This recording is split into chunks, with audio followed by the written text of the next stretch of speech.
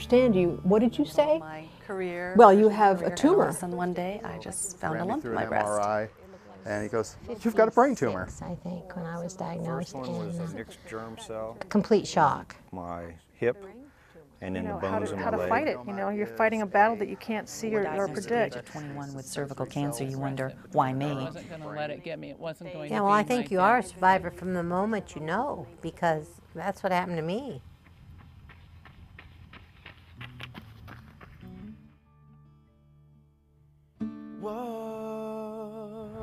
I think we're all aware that we're part of something very special here, and we're at the very first steps of something special. And I hope everyone here feels that they are involved with it the entire way. Whoa, Black River. Gonna take my Hi, my name's Elisa Brzezinski, and I'm a 7-year breast cancer survivor. My name's Karen Massey. I'm a 22-year survivor of leukemia. I'm Dave Massey, and I'm a 2-time survivor. Hi, I'm Roberta Moore, and I'm a breast cancer survivor for 5 years. My name's Laura Oliver, and I'm a 10-year survivor, actually, of brain cancer. It happens to be actually the worst form of brain cancer. It's called a glioblastoma multiforme grade 4. And I'm kind of amazed that I'm talking to you here because I'm not supposed to be here. The odds are so much against me that it's kind of amazing that I'm alive to talk about it 10 years after the diagnosis.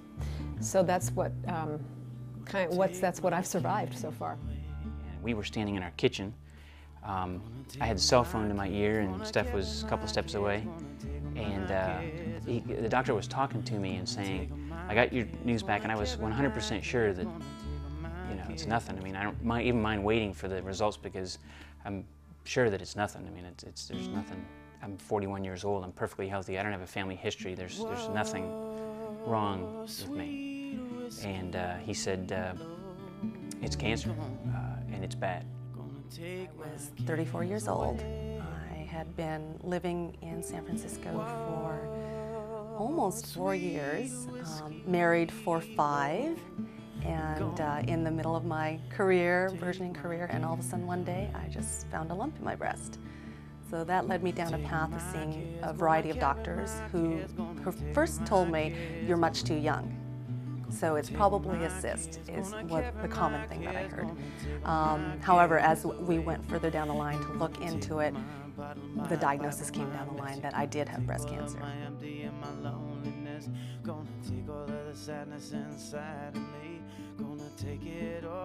A cancer diagnosis, I told you, it's like having a really bad house guest, right?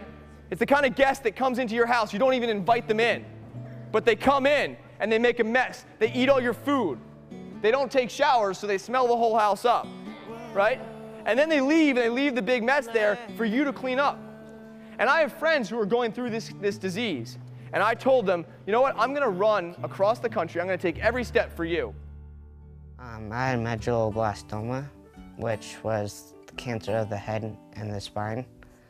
And I got radiation, vincristine, which is a kind of chemo, and then and after that, another kind of chemo. You're running too fast. Slow down. That's his fault. And it was a real shock to me, but it was much more of a shock to my husband, Bob.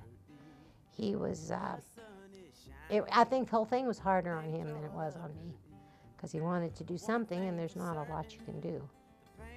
But of course, we went through the surgery, and then we did chemotherapy, and I worked while I was doing chemotherapy, and I look back now and don't know how I did that. Sometimes that you just can't see past, you know, what you've been stunned with, and surviving the alienation sometimes, you know. So people don't know what to say to you. They don't know how to look at you in the eyes. They don't know what they're lost too as to how to help you.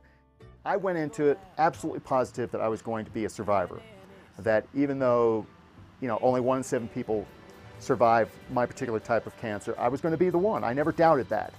It was a matter of determination. It was a matter of knowing that I would do whatever I had to do, and I would enlist whoever I needed to enlist in order to help me get through it in the best way possible.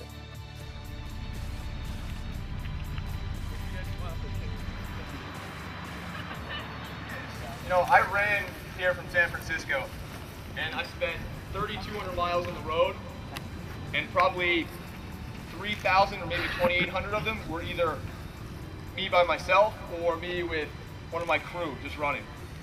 And nobody knows why I'm doing it. But today, everyone is going to notice. Everyone's going to see these blue shirts, and they're going to want to know why. They're going to say, hey, what are all these young people interested in? Why are they out running on a really cold day, by the way? What's the temperature today? Yes.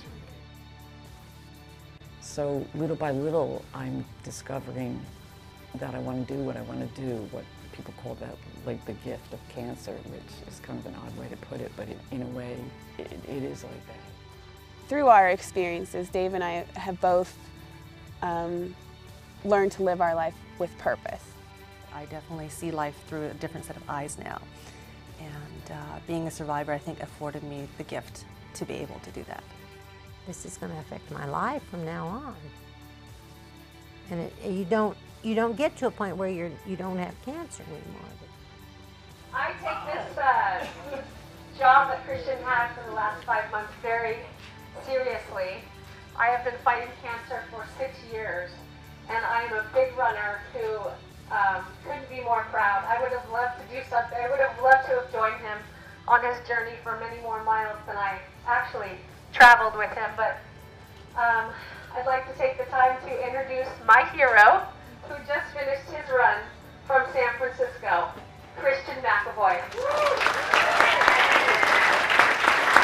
You're my hero. Congratulations.